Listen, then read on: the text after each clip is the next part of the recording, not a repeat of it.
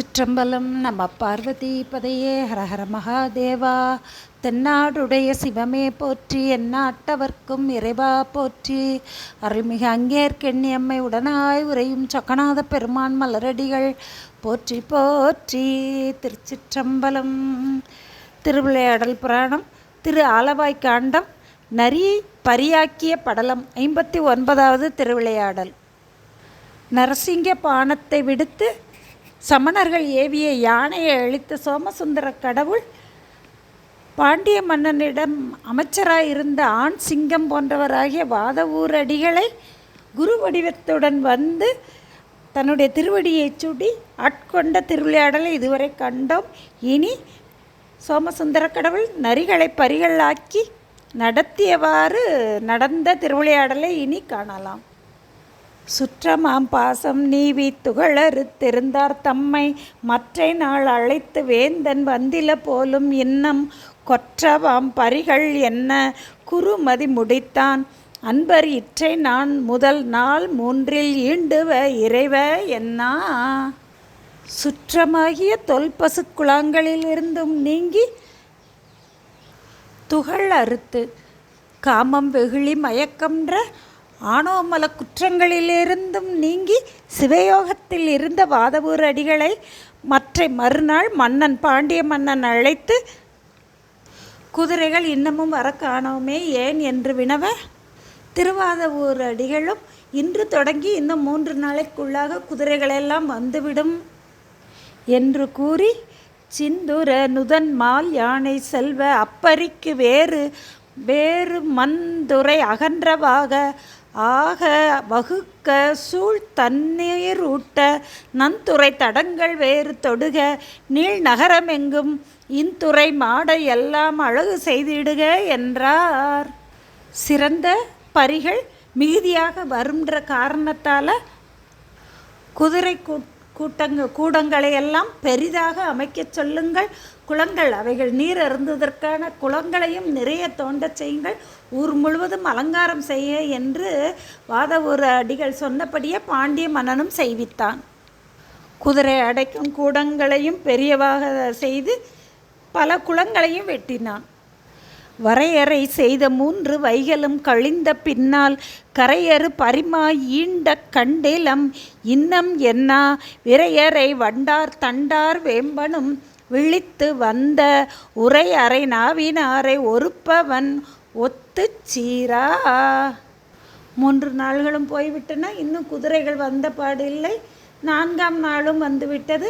பாண்டியன் இப்பொழுது இன்னும் குதிரைகள் வந்த பாடில்லை. வாதவூரர் குதிரைகள் வாங்கிய முறைதான் என்ன என்று சினந்து நின்றான் பாண்டிய மன்னன். என் இவன் பரிமா கொண்டது என்றவை வருவது என்ன தன்னெதிர் நின்ற வஞ்சத்தருக்கனார் சிலரை நோக்கி கொன்னும் இக்கள்வன் தன்னை கொண்டு போய் தண்டம் செய்து எம் பொன்னெல்லாம் அருவு கொண்டு வாங்குமின் போமின் என்றான். குதிரைகளெல்லாம் வருவது எப்பொழுதோ என்று கூறி தவறு செய்பவர்களை தண்டிக்கக்கூடிய தண்டலாளர்கள் அவர்களை நோக்கி எம்மிடம் பொன் கவர்ந்து சென்ற வாதவூர் கள்வனை கொண்டு சென்று தண்டியுங்கள், எனது பொன் முழுவதையும் அவனிடமிருந்து திரும்பி வாங்குங்கள் என்று ஆணையிட்டான். கல் திணி தோளான் சீற்றம் கண்டு எதிர் நில்லாது அஞ்சி சுற்றிய பாசம் போல தொடர்ந்து கொண்டு ஏகி மள்ளர் எற்றினி வகைதான் பொன்னுக்கு இயம்பும் என்று எதிர்த்து சீறி செற்றமில் சிந்தையார் மேல் செறிந்த அகலேற்றினாரே. செறிந்த கல் ஏற்றினாரே. பாண்டிய மன்னனது கோபத்தை கண்ட தண்டலாளர் அஞ்சி வாதவூர் அடிகளிடம் சென்று பொன் கொடுப்பதற்கு இனி உன்னிடம் என்ன வகை என்ன என்று கூறும் என்று சீறி, எப்படி ஆணவம் கண்மம் ஆயைன்ற அந்த பாசமெல்லாம் இந்த உயிர்களை சூழ்ந்து தொடர்ந்து விடாது பற்றி துன்புறுத்துகின்றதோ அதுபோல தண்டக்காரர்கள் வாதவூர் அடிகளை சுற்றி நின்று துன்புறுத்தி அவர் மேலே அடிகளின் மேல் பாரம் செறிந்த கல்லை ஏற்றினார்கள். பொன் நெடும் சைலம் கொட்டி புறம்பொடி படுத்த வீரர் சொன்னெடுந் தாளை உள்கி நின்றனர் சுமந்த பாரம் அந்நெடுந் தகையார் தாங்கி ஆற்றினார் அடைந்த அன்பர் தந்தெடும் பாரமெல்லாம் தாங்குவார் அவரே அன்றோ. அவர்கள் தன்மேல கல்லை பாரமான கல்லை ஏற்றின அந்த நிலையிலையும் வாதவூர் அடிகள் மனதில் இறைவனது அந்த நீண்ட தாள்களையே உள்கி நினைந்து நின்றார். அன்பால் உருகக்கூடிய வாதவூர் அடிகளுடைய துன்பம் கண்டு பொறுப்பாரோ பெருமான்? வாதவூர் அடிகள் சுமந்த பாரம் முழுவதையும் தான் தாங்கி நின்றார். யார்னா நம்மையெல்லாம் தூக்கி சுமக்கும் பெருமான். சிலையது பொறை தோற்றாது சிவனடி நிழலின் நின்றார் நிலையது நோக்கி மாய நெறி இது போலும் என்னா கொலையது அஞ்சா வஞ்சர் கொடுஞ்சினன் திரிகி வேதத் தலையது தெரிந்தார் கையும் தாள்களும் கிட்டி ஆர்த்தார். வாதவூர் அடிகள் பெரும் பாரத்தை சுமக்கிற அந்த துன்பம் நீங்கி நின்ற நிலையை கண்ட தண்டலாளர்கள் இது என்ன மாய நெறி என்று கோபம் கொண்டு அவரது கைகளையும் கால்களிலும் கிட்டி போட்டு நெருக்கி நின்றார்கள். அவ்வாறு கிட்டி போட்டு நெருக்கி துன்பம் கொடுத்த அந்த நிலையிலும் அக்கொடுந்தொழிலும் அஞ்சாதிருந்தனர் அரணை ஒழ்கி இக்கொடுந்தொழிலினார் தாம் இனி நனி ஒருப்பர் என்னா புக்கது கண்டல் குள்ளம் பொறாதென இரவி புத்தேள் மிக்க தன் ஒளிகள் மாழ்கி விரிகடல் அழுவத் தாழ்ந்தான். இப்பொழுது வாதவூர் அடிகளை ஒரு இருண்ட சிறைக்கூடத்துக்குள்ளே தள்ளி விலங்குகளால் போட்டி துன்புறுத்தினார்கள். அப்பொழுதும் அந்த கொடில தொழிலுக்கும் அஞ்சாது இறைவனது திருவடிகளையே அரணை உள்கி நின்றார் வாதவூர் அடிகள். அது பொறுக்காத சூரியன் ஆழ்ந்த கடல் பரப்பினுள் சென்று மறைந்தான்.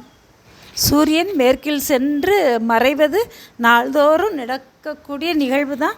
ஆனால் இங்கு திருவாதவூர் அடிகளுக்கு செய்யக்கூடிய அந்த தண்டனையை கண்டு உள்ளம் பொறாத சூரியன் கடலில் சென்று மறைந்தான் என்று காட்டியுள்ளார் பரஞ்சோதியார். சுந்தர விடங்கர் அன்பர் சூழ்துயர் அகற்ற நேரே வந்தழு காட்சி போல வந்தது செக்கர் வானம் இந்து அவர் மார்பன் தூங்கும் ஏன வெண்கோடு போன்றது அந்தர உடுக்கள் எல்லாம் அயன் தலை மாலை ஒத்த.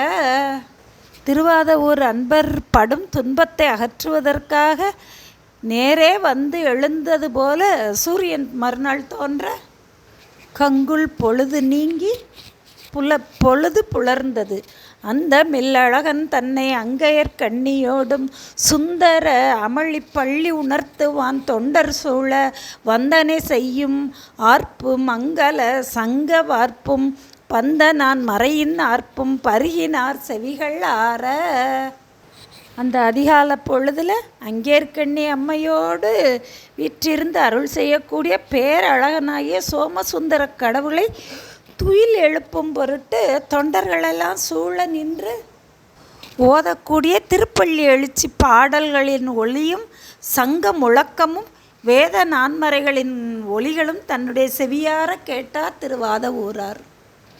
போத ஆனந்த சோதி புனிதமை தொண்டர்க்காக நாதமாம் முரசமார்ப்ப நரிப்பறி வயவர் சூழ வேதமாம் பரிமேல் கொண்டு வீதியில் வரவு காணும் காதலான் போல தேர்மேல் கதிரவனும் உதயம் செய்தான்.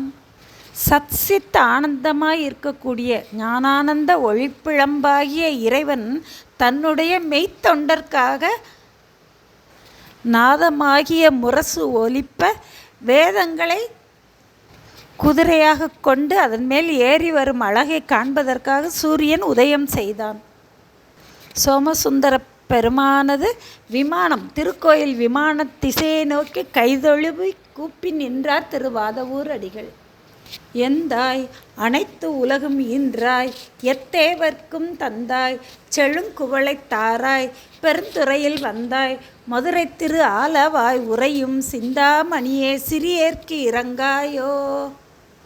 மூவா முதலாய் முதுமறையாய் அம்மறையும் தாவாத ஜோதி தனிஞான பூரணமாய் தேவாதி தேவாய் திரு ஆலவாய் உறையும் ஆவார் கொடியாய் அடியேற்கு இறங்காயோ முன்னா முதுபொருள்க்கும் முன்னா முதுபொருளாய் பின்னாம் புதுமைக்கும் பின்னாகும் பேரொளியாய் தென்னா மதுரை திரு ஆலவாய் உறையும் என்னாயகனே எளியேற்கிறங்காயே. மண்ணாய் புனலாய் கனலாய் வழியாகி விண்ணாய் இரு சுடராய் இத்தனையும் வேறாகி பண்ணாய் இசையாய் பணுவலாய் எங்கண்ணும் கண்ணானாய் என்னொரு கண் காணாவார் என்கொலோ. எம்பெருமானே, அனைத்து உயிர்களையும் இந்த உலகங்களையும் ஈன்ற பெருமானே, திரு ஆலவாய்ன்ற தலத்தில் உறையும் சிந்தாமணியே, நீ திருப்பெருந்துறையில் வந்து என்னை ஆட்கொண்டாய், எனக்கு இறங்காயோ. முன்னை பழம்பொருளுக்கு முன்னை பழம்பொருளே, பின்னை புதுமைக்கு பேர்த்தும பெற்றியனே, என் நாயகனே, எளியனாகி எனக்கு இறங்கி அருளாயோ. நீர் நிலம் நெருப்பு காற்று விண் இரு சுடர் இப்படி இத்தனையிலும் கலந்திருந்தாலும் இவற்றின் வேறாகவும் நின்று அவற்றை நிலைபெறவும் செய்து அவற்றை இயக்குவதற்காக வேறாகவும் நின்று அருள் செய்யக்கூடிய பெருமானே, என்னுடைய துன்பத்தையும் நீ நீக்கி அருள்வாய். பொங்கும் சினமடங்கள் போன்று உறுத்து வெங்கூற்றம் அங்கும் புரியா வரும் துன்பம் தாழ்ந்து நான் மங்கும்படி அறிந்தும் வந்து அஞ்சல் என்கிளையால் எங்கும் செவியுடையாய் கேளாயோ என்னுரையே. எங்கும் விரிந்து பறந்து இருக்கக்கூடிய நீ நான் படும் துன்பங்களை அறியாயோ. அப்படி அறிந்தும் வந்து என்னை அஞ்சல் என்கிளையால் வந்து அஞ்சல் என்று நீ அருள் செய்யவில்லையானால் என்னுடைய முறையீடை கேட்பவர் இங்கு யாருள்ளார் என்று என்னுரை நீ கேளாயோ என்று முறையிட்டு நிற்கின்றார் திருவாத ஊரார். அன்று உன்னுடைய திருவடிகளை சூட்டி உனக்கு ஆளாக என்னை ஆட்கொண்டாய். அப்படி ஆட்கொண்ட நீயே இப்பொழுது இங்கு என்னை கைவிட்டு நிற்கின்றாய். அப்படி நான் துன்புறுக்கிற காலத்தில் என்னை தாங்குபவர்கள் உன்னையன்றி வேறு யார் இருக்கின்றார்? ஊரார் உன்னை சிரிப்பது ஓராய் என்று உன் அடிமைக்காரா அடியேன் அயர்வேன் அஃது அறிந்தும் வாரா அரசன் தமர் இழைக்கும் வன்கண்ணோய் பாரா உன் தன்மை இதுவோ பரமேட்டி. ஊரார்களெல்லாம் உன்னுக்கு அடிமைப்பட்டவன் படும் துன்பத்தை பார் என்று நகையாடி நிற்கின்றார்களே, சிரித்து நிற்கின்றார்களே, அதை நீ அறியாமல் இருக்கின்றாயே பரமேட்டி. உன்னுடைய தன்மை இதுவோ? அஞ்சல் என்று அருள் செய்பவன் நீ. உன் ஆளாகிய அடியேன் படும் துன்பங்களையும் கண்டு இன்னும் நீ வந்து அஞ்சேல்னு சொல்லி வராமல் இருக்கின்றாயே பரமேட்டி, இதுவோ உன் தன்மை என்று ஏசா நிற்பர் என்னை உனக்கு அடியான் என்று பிறரெல்லாம் பேசா நிற்பர் யான் தானும் பேடா நிற்பேன் என்னருளே. இப்படி தெருளார் கூட்டம் காட்டாயில் செத்தே போனால் சிறியாரோன்னா திருவாசகத்தில் இதை நினைந்து தான் மாணிக்க வாசக பெருமான் பாடியுள்ளார். என்று இறங்குவோர் இறங்கு ஒலி இளஞ்சிறார் அழுகை சென்று தாயர் தம் செவித்துளை நுழைந்தன செல்ல குன்றிருஞ்சிலை கோட்டிய கூடல் நாயகன் கேட்டு அன்று வன்சிறை நீக்குவான் திருவுளத்தமைத்தான்.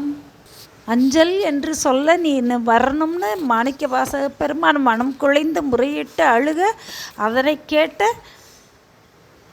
பெருமான் எப்படி இளம் சிறுவர்களுடைய அழுகை ஒளி போய் தாயாருடைய செவித்துளையில் நுழைந்த உடனே அந்த துன்பத்தை நீக்குவதற்கு விரைந்து வருவாளோ, அதுபோல் மாணிக்க வாசக பெருமானுடைய அழுகை ஒளி சென்று இறைவனது திருச்செவியின் கண் நுழைய அப்பொழுதே திருவாத ஊரரை சிறையிலிருந்து விடுவிக்க திருவுள்ளம் கொண்டார். நந்தி ஆதியாம் பெருங்கணநாதரை விழித்தான் வந்தி யாவரும் பணிந்தனர் மன்னவர்க்கு இன்று முந்தி ஆவணி மூல நாள் வந்தது முனிவு சிந்தியா முனம் பரியலாம் செலுத்துவான் வேண்டும். நந்தி தேவர் முதலான கணநாதர்களையெல்லாம் அழைத்து அனைவரும் வந்து பணிந்து வணங்கி நிற்க பெருமானும் ஆவணி திங்கள் மூல நாள் வந்துவிட்டது. மன்னன் இன்னும் அவனுடைய கோபம் அதிகரிப்பதற்கு முன்பாக குதிரைகளை அவனிடம் கொடுத்துவிட வேண்டும். யாவரும் புனத்தியங்குறு நரியலாம் ஈட்டி தாவரும் பரியாக்கி அத்தாம் பரி நடாத்தும் சேவகம் செய்வோராகி முன் செல்லுமின் யாமும் பாவகம் பட வருதும் அப்படியென பணித்தான்.